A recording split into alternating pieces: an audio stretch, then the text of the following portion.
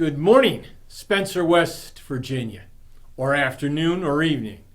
This is a new podcast from the Positive Educator, speaking from the halls of Patch. Today and in the future, I'm going to be speaking about your child's education, how it correlates with mathematics. Okay? First, a little bit, 1 minute about who I am, so that you understand that I'm a fact-based individual, actually research-based. As a teacher and administrator, started in 1972. I've been a principal in 5 states and 3 countries. I have 5 degrees, 3 masters, all directed towards how students learn in early childhood education. That was my main focus, has been for 48 years. I won the Fulbright Award as a teacher, 3 national awards as a principal in changing my buildings around, from low performing to high. I know what it takes to be successful. I don't know if you know what it takes to be successful because you're not in education. And about 95% of the time it's not teachers. It's curriculum. It's the direction the building's going in. Now, I'm going to start with today why your students are failing. There's a word that bothers me. It doesn't do with mastery. It has to do with the way the states are presenting math scores to you. The word is proficient. It's a really neat word if you want to duck hard questions, because you can manipulate the scores. At this current time, Spencer, West Virginia, along with the rest of West Virginia and most of the United States, the average score for a 3rd grader is 46% proficient. Now you can do the math. That means out of 100, 54% are not passing. If you're proficient, you can pass. At least that word is what they use. The next is, are you one of the 56%, 57% who are not successful? At the end of 3rd grade, 4th grade sets up the rest of your life. So K1, 2, and 3 are the most important years, and we're failing them. I went back 5-6 years. West Virginia and Spencer have not crossed the 46th parallel. So for all these years, there's not been a change. Students' minds have changed, the way they think, the way the mind processes information. We're back in the 1950s. That's what I'm talking to you about. I want to share with you my knowledge and how Patch can help you change.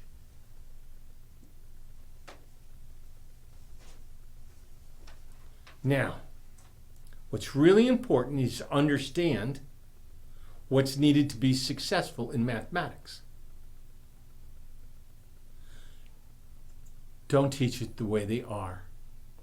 Common Core or any other current means of testing children rely on language. Your reading scores are 46%. Now, math is a language. It's always been a language, but we don't teach it that way. We teach it as a sub-subject. But we start wanting children to write theses in 1st grade. That's not what it's about.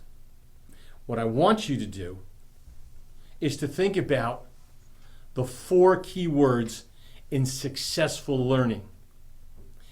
Mathematics. I won't go to reading. I'm just going to hone in on mathematics. You need to have play, color, consistency, and tactile. Tactile is touch. If you don't have those involved on a daily basis, you won't be successful. The brain won't store it. And that's what we have a problem with, is memorization in mathematics. I'll get into that at a later time. Right now, I want to work with you to get past the 46%. I doubt very much if you happen to be one of the 46%. You're probably one of the 54%. Your kids don't like math. They're frustrated. You're frustrated. All because we're not presenting it as a language by itself. We expect them to work too early on word problems. I'll get into more later about the brain. I'll make just this statement at this time with you. The right part of the brain is the fun part of the brain. Curiosity, adventure. It develops by the time you're 4 years old. Think of what your 4-year-old is doing and 3-year-old, how they explore. Well, that continues. However, the left side of the brain, math, science, social studies, the complex part, the organized part, doesn't fully develop until you're 7. Think about that. What are we trying to teach and when? This is a big factor. Now with Patch, we've developed a program that is built on tenets. These tenets are the foundation that we go in. I'm going to give them to you right now. They're critical thinking. They're creativity. Collaboration. It means they're working together with other kids. And if you can't do that, it could be mom and dad, since we're not back in school, some of us. The next is exploring. Little kids love exploring. Next, to build confidence so that you can go on and accept some mistakes and correct them, but it builds confidence to be successful. Next, encourage curiosity. That's what we need now and in the future. Creative kids who are thinking and using curiosity. Next, strategizing, planning ahead. How does this work? How can we make it work? Next, mastering the skills necessary to be successful. And the biggest part is play. That's tenet 9. The 10th tenet is our most important one that we focus on here at Patch. It is to feel successful. Think about that. How often do your children feel successful, especially in the area of mathematics? That's what we want to change. I'm here and Patch is here to make a difference in how you perceive math. Think first of all, math is a language. And reading and writing is a language. And we want to put them both together in kindergarten and first grade? Doesn't work that way. The brain won't do it. That's why we're in the 46th percentile who are proficient. I want to have 100% mastery. I hope you do. You don't want a proficient doctor, a proficient bookkeeper, or an architect, or a plumber. You want one who's mastered the trade. So do we. Why is third grade important? Because all those skills take a step up after that. Let me share one fact with you. When it comes to third grade, the scores that you obtain will go with you for the rest of your life. Those that score 46%, think of that as they're moving along. When you move into high school, only 22% take higher math. 17% take science. That's out of 100. Why? Because they've been turned off by third grade. Let's see if we can turn that around. Now, we're going to have more of these blogs, and I'm going to get into depth about how the brain works and how you as parents can actually understand what's going on in 10 minutes. Because it only takes 10 numbers, 1 through 10, 10 codes that represent the numbers, and 10 colors. They all work together. I'll give you an example. W is for white. White equals 1. It goes all the way up to orange. O is for orange. Orange equals 10. What am I doing? You're saying that's too easy. Math is easy. We make it hard. We make it way too hard. We're more interested in trying to get the 46% up than achieving mastery. Mastery takes time. That's what our program is about. We give your children time and incremental steps, little tiny steps we take. In our book, we're going to give you. Now, I'd like to share some stuff with you right now. Are you ready? You're going to get from Patch, we have 2 books. The first is book 1.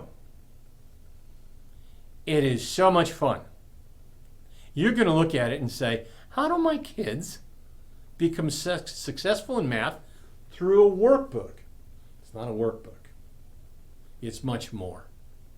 It has color, consistency, tactile is used with it, and most of all, it's play.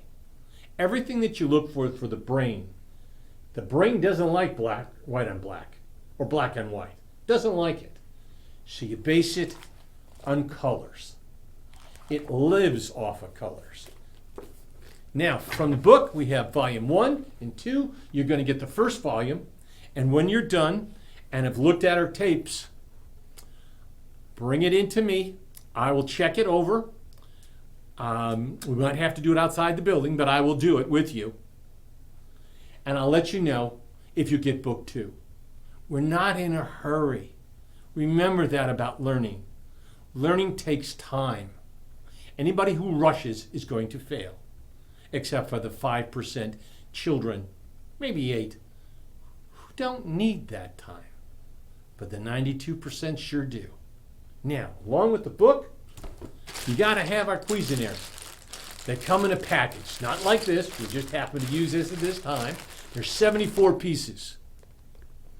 They come in different numbers for each color. So, you get a book, Cuisinart rods. We even give you the magic markers because we need consistency. Then we give you what's called a train. This is where they play and put the different sets in. This is a 5. If you watch our tapes, you're going to see how they're used. We have them 5, 6, 7, 8, 9, and 10. They need to work with these. It's tactile, it's visual, and it's play again. Everything that they need to be successful. How do you sign up for our program here at Patch? Well, first of all, I'm going to give you a telephone number. I'm going to say it slowly. I hate when somebody rips off a telephone number. First, 304 927. Yeah, here are the 4.